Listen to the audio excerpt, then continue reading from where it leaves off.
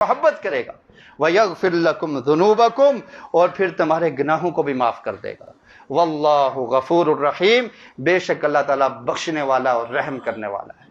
آیت کا جو آخری حصہ ہے اس پر اکثر مسلمان زور دیتے ہیں کہ اللہ بہت غفور ہے، بہت رحم کرنے والا ہے، کوئی بات نہیں، ہمارے جتنے بھی گناہ ہیں اللہ تعالیٰ معاف کر دے گا۔ لیکن اگر آپ اس پوری آیت کو پڑھیں تو اللہ رب العالمین نے فرمایا فَاتَّبِعُونِی، پہلے تم نے یہ کر کے دکھانا ہے کہ تم محمدی ہو، تم اللہ کے رسول کی اطاعت کرنے والے ہو، تمہارے دل میں اللہ کے رسول سے اتنی محبت ہے کہ تم اللہ کے رسول کے ہر فرمان پر اپنی جان قربان کر سکتے ہو، اپنا مال و متاع لٹا سکتے ہو، اپنی اولاد، اپنی جائیداد، اپنا سب کچھ قربان کر سکتے ہو، لیکن اللہ کے رسول کی اطاعت کو، آپ کی فرما برداری کو، آپ کے فرمان کو ترک نہیں کر سکتے۔ ایسی محبت تم کرو گے پھر اللہ تعالیٰ تم سے بھی محبت کرے گا اور پھر تمہارے گناہوں کو بھی معاف کر دے گا، اور وہ بہت بخشنے والا اور رحم کرنے والا۔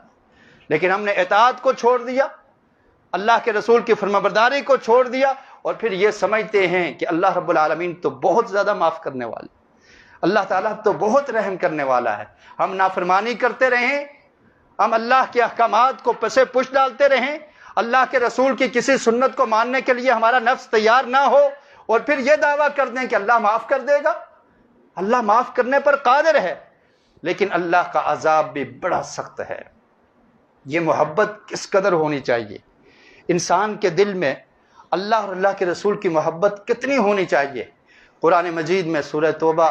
آیت نمبر 24 میں اللہ تعالیٰ نے ارشاد فرمایا قُلْ إِن كَانَ آبَاؤُكُمْ